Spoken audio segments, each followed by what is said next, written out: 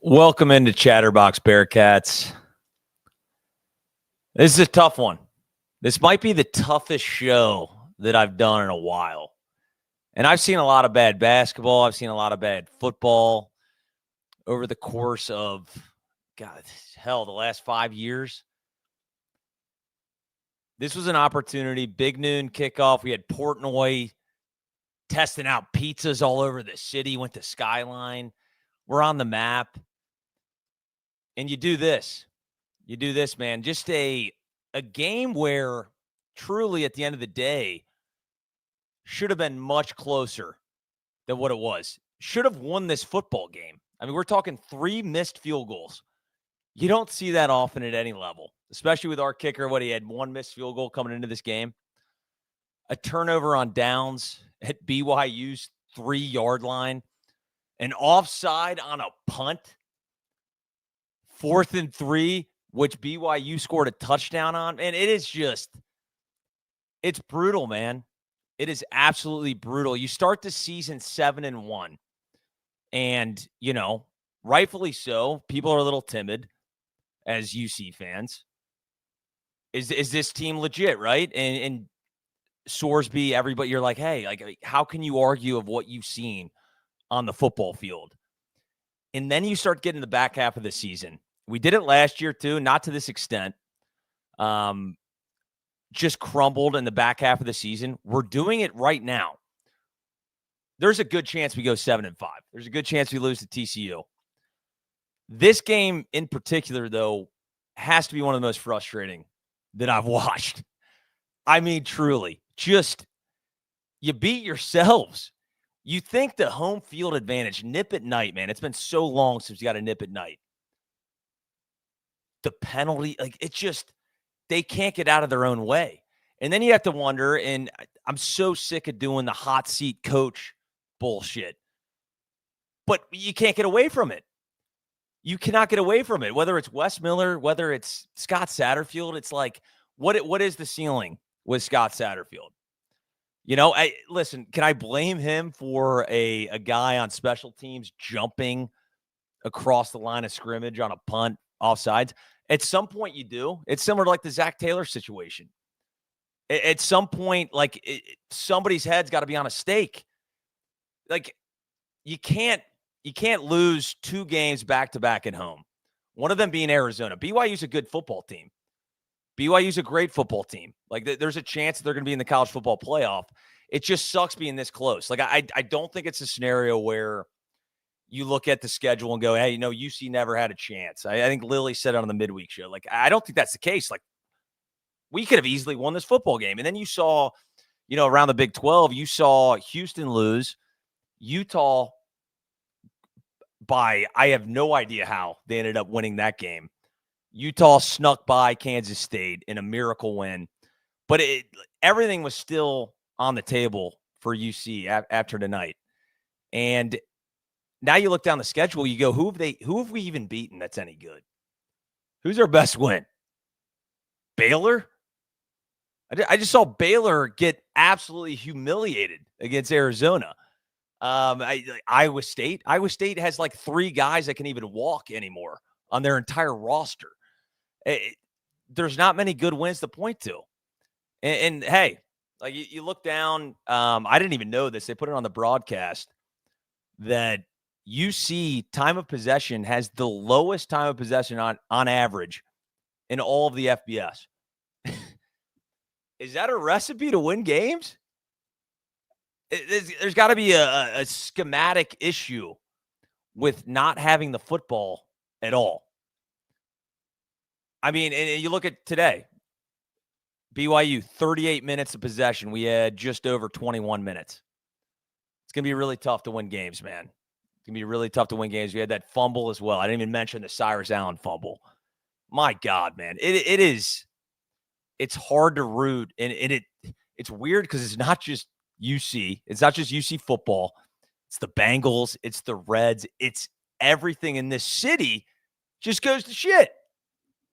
I can't figure it out. Oh, we got Chuck Walter. Finally, he showed up. He claimed he wasn't even going to do the show after we lost. that's the difference. Rain or shine, I am here. I am here talking about the Cats. No matter what happens on that football field, I will be here. And it's unfortunate. Maybe I'm naive. Maybe I'm an idiot. But Chuck Walter.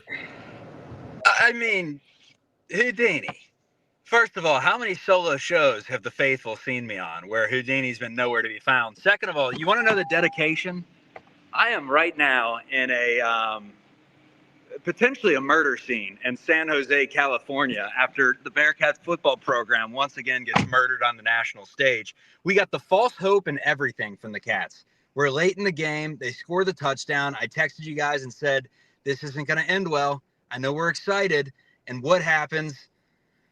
We don't get the football back. But first and foremost, Houdini, I want to start from the beginning.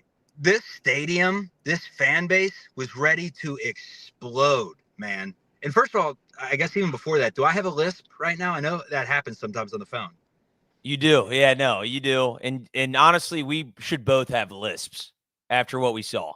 Everybody talking UC sports should have a lisp for eternity. But yeah, you do. Absolutely. Yeah, it happens sometimes on the phone to the faithful. They know that there's no lisp. It's just something to do with connection out in the field. But dude, every time there was an opportunity for the Cats to make some noise, whether it be a field goal. I mean, we got freaking the Ray Finkel situation right now with laces out, Dan. Mason Fletcher dropping the ball or not putting down a clean snap. The not getting it on fourth down early in the game, not getting BYU off the field, missed tackles. I mean, this had it all. Just a Cincinnati disaster class, man. It is so hard to come on this program right now and talk about this team. But rain or shine, like you said, sometimes it's I'm literally in a loading dock in San Jose. Like, I may just go as a comedy bit. I think I may just trespass and do this from inside the loading dock. This is like a weird one, though, because I actually think that UC should have won the game. Like, truly, I think that they played a better game. I mean, I can't actually say that. They did not play a better game. I mean, they had the most mistakes I've ever seen. 3 missed field goals. That's really hard to do with a guy that apparently is kicking 95%. And it wasn't even just him. The snap was horrible. You mentioned that. It was just time and time again. When anything could go wrong, it went wrong. This entire game. And it just sucks because, listen, the Big 12 thing was probably out of the picture. There was still a glimmer of hope with Utah could potentially lose. I think they play like some absolutely dog shit team next week. It was probably out of the picture, but for Scott Satterfield to get a marquee win, like, he needed it. This team needed it. The city needed it. And we can't do it. I mean, really wasn't even close. We lost by 2 possessions in a game where the total yards was what? What are we looking at here? Wait. We lost by 2 possessions? Yeah, 26-14, brother. They scored in the last, I thought they were in victory formation when I turned it off. They scored? Yeah, they scored again. Again. So we lost by 2 possessions. And I'm pretty sure, I was trying to get set up for the show. I'm pretty sure we ran the football when we got the ball back. It was like 50 seconds. I'm pretty sure we had a run. Wait, we got the ball back.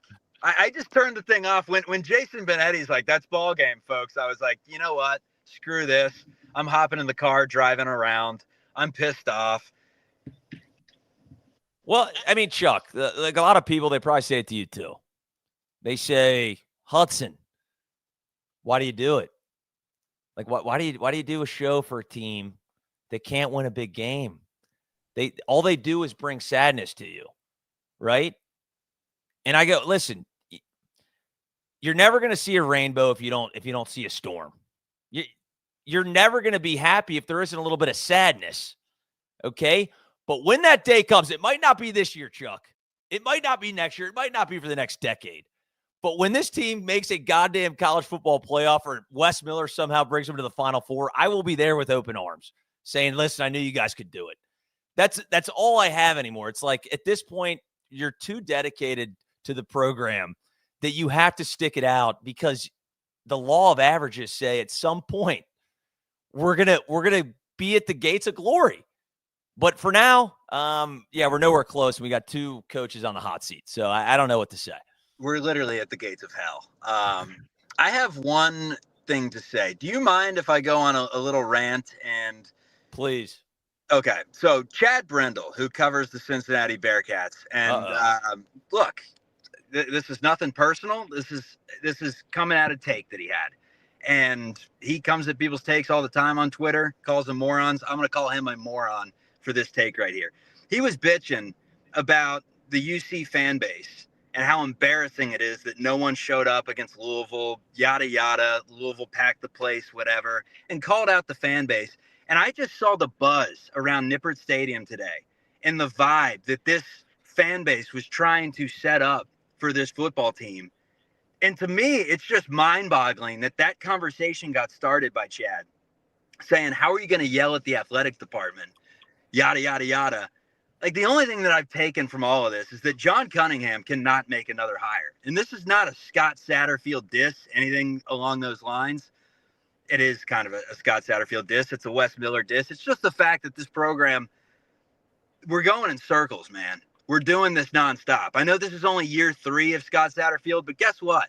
It's looked the exact same every season. Every season. I mean, it's finishing the exact same as last year. It is deja vu. Like next week against TCU, somehow it's probably going to be snowing and raining in Fort Worth like it was last year, and we're going to lose the exact same game. Exact same. I mean, I am living in an alternate reality where this is a simulation. I mean, truly, we are watching Bearcats football and basketball do these same things every damn game. How do I know this? Because we break it down after every damn game, and it's the same thing every time, and there's going to be no changes. And we're going to go into next year, and eventually they're going to fire the coaches, and John Cunningham's going to make other hires, and I don't get it, man. I truly don't get it. Fan base was awesome. Unfortunately, they had nothing to cheer about tonight. Just like when we made the college football playoffs and had nothing to cheer about because we didn't score a touchdown. Or just like when we played Georgia in a big game and blew it down the stretch. At some point, you can't expect the fan base to get up for losing every single game. We know it's coming. Rant over. 100%. No, you're right. I will zag in a shocking development. Houdini and Chad Brendel on the same page. I think still, when I was I went to Heritage Bank, U.S. Bank, whatever you want to call it, probably the worst stadium in America. I still think as a fan base, when it's 10 minutes down the road on a Friday night, you got to show up. I don't give a shit if we haven't won a game in 5 years.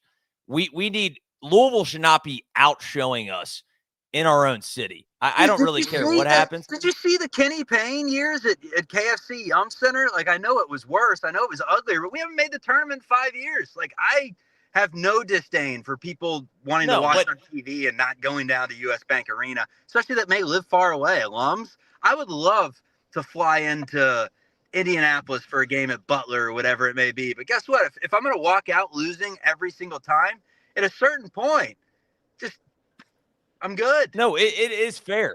It is fair. No, I mean, Chuck, I lived in Louisville for a little bit, right? And perks of having, my fiance, Michaela, I was like, listen, I'm going to take you down to Louisville. I'm going to take you into, it's a really high-end arena. I was like, team's really good. they're going to be showing out. Tickets are pretty pricey, but, we deserve it. We've been working our asses off. And I took her to a Kenny Payne Louisville, Virginia game. They literally, I think they're like 2-16. They had not won a game in like 2 months. And there was probably like legitimately 150 guys there. All guys, pretty much. And they had 14 points at half, I believe, against Virginia. It was still a great experience because everybody in the stadium was screaming, Kenny Payne, don't take your ass out of the locker room after halftime, brother. Get out of here. So, like, listen, I get it, man. If you don't win games, people aren't going to be excited. But when you're playing a Louisville team, number 6 in the country, we were, undefeated at the time, all right? Undefeated at the time. Played Dayton. Listen, Dayton might be good. I still think that you got to show out for that. We showed out against Dayton. They sell out just about every single game during the regular season. They were sold out, I'm sure, with Kansas State in town last year when they're off the bubble. Like, don't come at the fan base. I'm here for the fan base. As someone that doesn't even go to the games because I'm not in the same state, like, I see the fan base doing their part. At a certain point, give them a damn product. I mean, we know we're going to lose every game. Did you ever think we were going to win this BYU game? I mean, I was just sitting there kind of laughing the entire game because it's like they're doing it again. This is exactly what happens every single time. Every single I time. honestly did, Chuck. No, I honestly did. Well, After I saw the amount of fans, like for the big noon kickoff thing, like they were there at 6 a.m, man. Like, listen, credit fans to the don't fan win base. games. Decisions from athletic directors do tough decisions, firing people that don't win, that are good people. Well, I mean, this is why we're blackballed from credentials, right? Like we've called it how we've seen it. John Cunningham, basically your biggest job is to hire the right people. And I'm not even really shitting on Scott Satterfield at this point. We're talking about a team that hasn't made the NCAA tournament in 4 years. We just got bowl eligible for football this year. Fantastic. Standing ovation for winning 7 games. At some point, it's like, hey, this isn't working. This is not working. It's like run into a brick wall a billion times. Like, oh, wait a minute, we can't get through. And it does suck because I truly think this team was capable of competing for a Big 12 championship. Yes. I really do. Do you think I'm wrong? No, dude. Like, honestly, take away the special teams blunders, and we were just as good as BYU in this game. And to lose by double digits, I thought we were just as physically talented as Louisville. I mean, we can't put the ball in the basket, but in terms of like actual size and speed and things that, I mean, you saw what the defense was able to do against Louisville. And sorry to weave in basketball to a post-football game, but It's all the same, Chuck. the BYU fans that are hopping on right now are just like, what the hell are these? They're not even talking about the game. They're just arguing about, look, we've been doing this post game for long enough now. And the reason that I brought up this rant in the first place is that you saw what the fan base brought tonight, energy wise, when they had the opportunity to bring it. And that was basically kickoff, because aside from that, you're missing every single play, Houdini. And to go back to him arguing at the basketball team, Scott Satterfield's been winning games, like, they had a chance to win the Big 12 championship this season. Now they've stumbled on their faces, but that is why the fan base is hyped, because they're good. Like, they weren't hyped for TCU last year when we'd lost 6 straight. Right. And to talk about this game for the BYU fans, like, are we going to even talk about BYU at all? Listen, BYU is pretty good. When your quarterback wears number 47, I just can't get behind it. I can't believe we lost to them. He's a good player, right? Freshman, Bachmeier threw for 130 yards, right? We lost the game. LJ Martin is an absolute freak show. I mean, the amount of times that we hit him 2 yards behind the line of scrimmage, it's like a 3rd and 6. We hit him 2 yards, it should be 4th and 4, and he broke tackles and carried 3 or 4 UC defenders was impressive. I mean, they're very similar to UC, man. Like, they can run the hell out of the football. I think Sorsby is a little more talented than Bachmeier, but and Sorsby didn't have a bad game either, man. 300 yards, 2 touchdowns, 1 pick. It was just truly like the mistakes that lost this game. It's not really, I mean, how much analysis could you do? It's like you missed 3 field goals. You turned the ball over on downs on their own 3-yard line. We turned it over. We had the fumble where, was it Cyrus Allen, where his leg got snapped in half and fumbled? And obviously it's reactionary there to be like, screw the football. I just care about my ankle. It looked like that thing was just completely twisted. But yeah, I mean, it's just the mistakes over and over and over. And you look up and down the roster, and there's some talent there, man. I mean, Golday's a freaking stud. Sanks had a great game. Corleone's Corleone. Your quarterback is very solid. The defense was fine. The defense, shockingly, was fine. They did plenty to be able to win this game.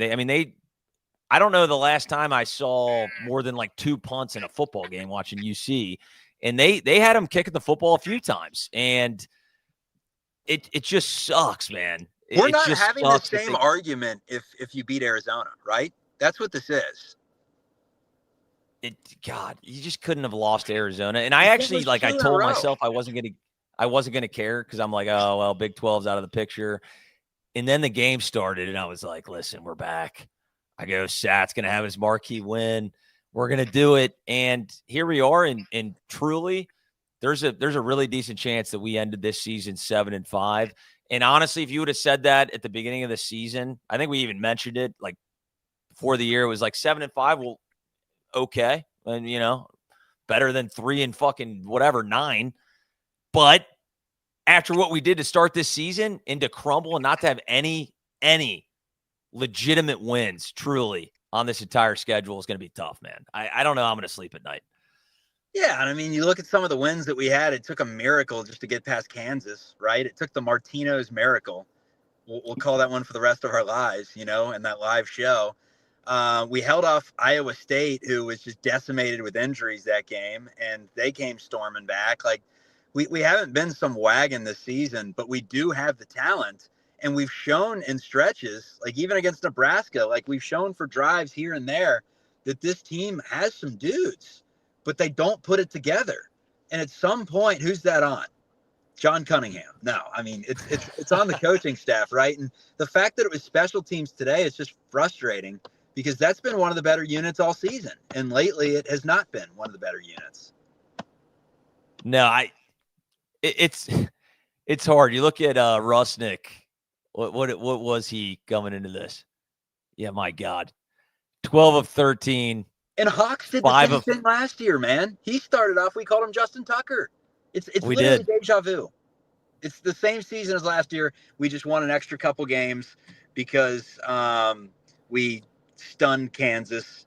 And, aside from that, we'd probably have 6 wins. I don't know. Well, I mean, and here's the deal, though. Scott Satterfield, we can claim all we want, hot seat, whatever. He's not going. The seat is not hot. The seat is not hot. He will be coaching this football team next season. For sure. Not guaranteed. A bad year. It's just the way. Not a bad year, but like at some point in, maybe I'm naive. At some point, I'm like, wait, we want better, right? Like we're better than this. And then, but also I'm like, are we better than this?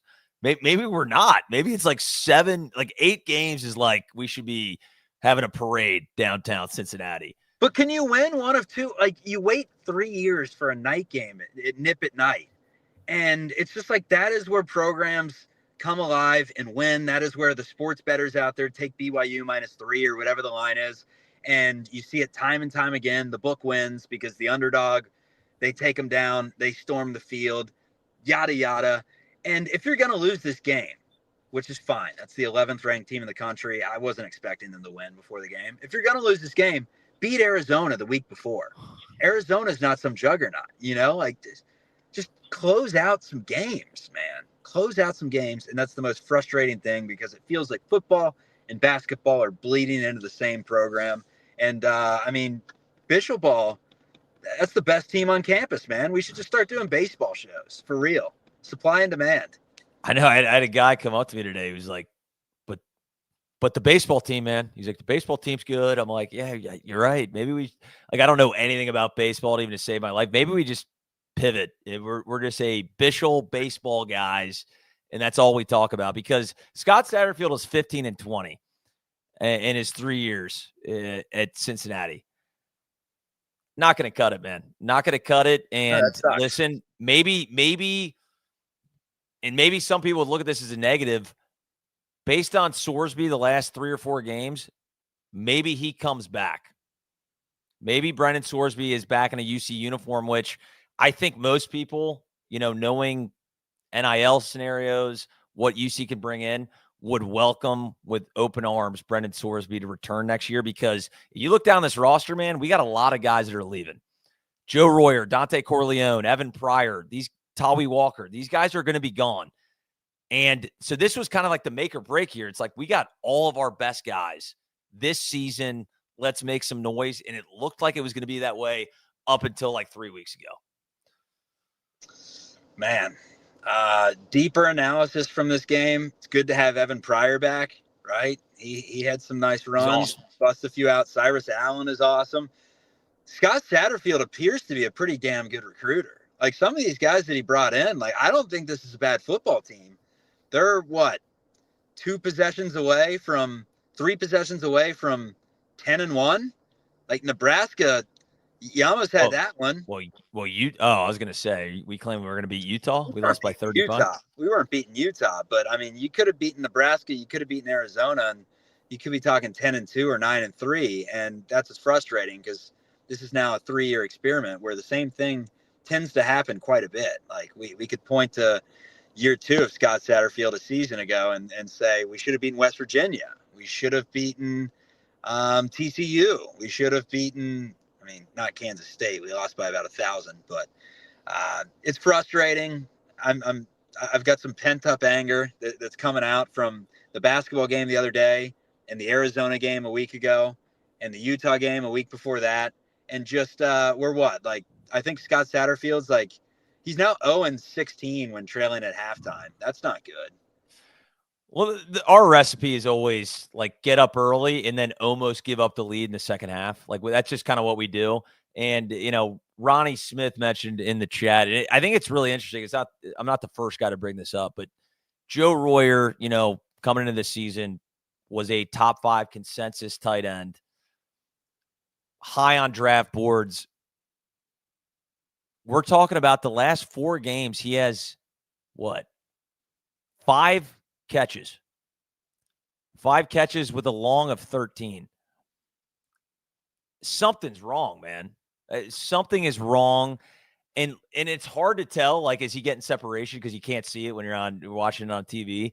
But, like, how does a guy like that not get more involved? I just cannot figure it out. And I know Satterfield mentioned last week that he was getting bracketed. He was getting, like, double teamed. Like, they were double teaming the guy that had 1 catch for 8 yards last week. That's what they were doing. They were really trying to shut him out. I don't know. When you got a guy that talented, at some point you need to figure out how to utilize him. And we just have not done that basically since like game 6 of the year. It's crazy to me.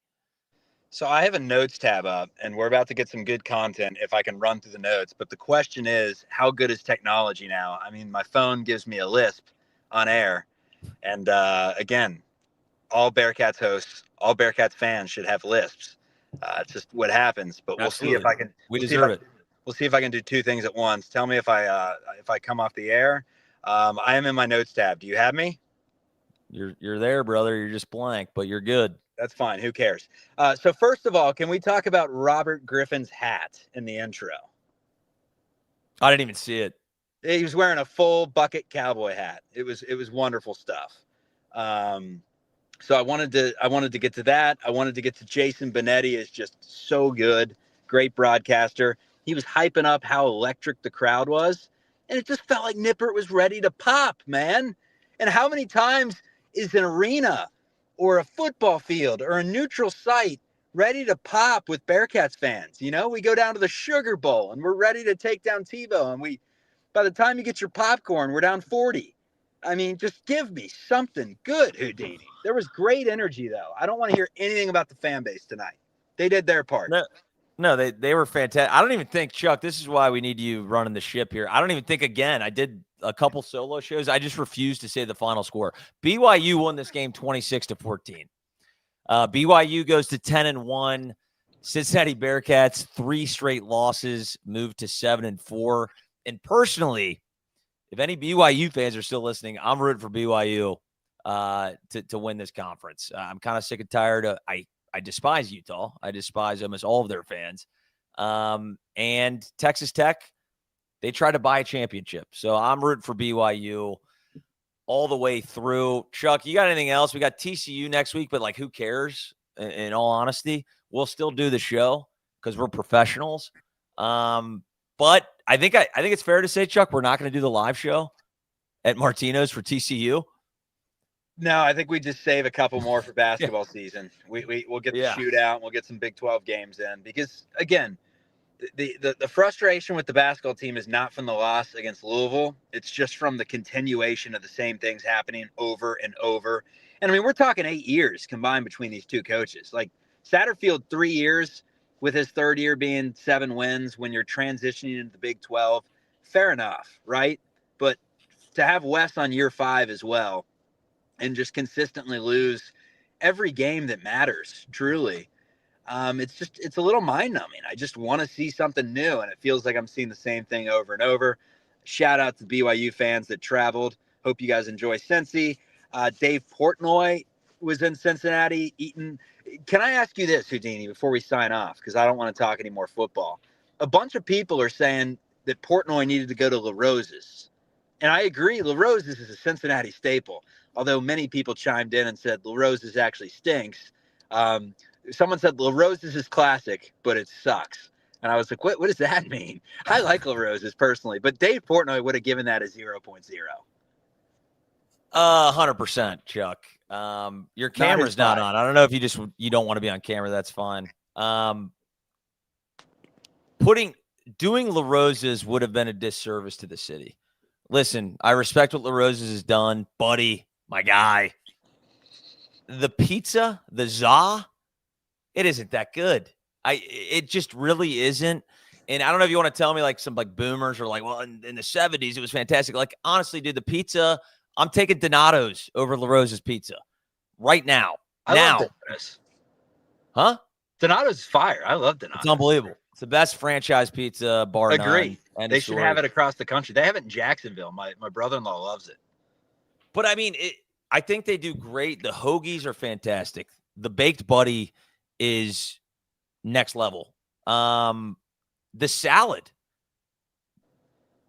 salads are fantastic at LaRose's. Listen, I like the customer service. I can order it. The best part is you can tell how big of a degenerate you are. It'll say your order number is number 1 if you order the first in the day, which I've done like twice. It'll be like 10:30 in the morning. I'm getting a baked buddy in a massive salad, and it'll just say order number 1. That fires me up. It deserves a place in the city, but no, if you're ranking pizzas, bro, no chance LaRose's should be on that list in Cincinnati. Our guy Lily, I can't wait for it to come out. I hope he delivered the pizza. From what I hear, he did. That must have been devastating for him. He was probably freaking out. Oh, God. I can't wait to watch that video. He's about to have about 500K views on him and not give the shout out to Chatterbox Bearcats. By the way, I still love how I have the live from the Hoover Dam that I, after a loss last year in basketball, I went live from the Hoover Dam. And of course, still up. This is how little I go live on the old phone. But Jameson said something that I think is pretty interesting. He said, do Cincy fans always fill the stadium like that? Good crowd. It surprised me, not going to lie. Yes, and that's what's frustrating. That's why I brought up the whole rant earlier. This fan base has done everything that's asked of them. They've supported bad teams for a minute now. And no, I mean, 100%. Like, and honestly, it seems like football, which is shocking because, like, historically, the basketball team has been, the go-to sport here. Football fans seem to get on board quicker. Like, even if there's a glimmer of hope, they're showing out. And Jameson, he's got to be a BYU fan because he's like, Cincy looked good. I love that. Are BYU guys like Canadians? They're just super nice. That's just what they do. Because that's almost so nice that it pisses me off. Like, now I feel like you're screwing with me, dude.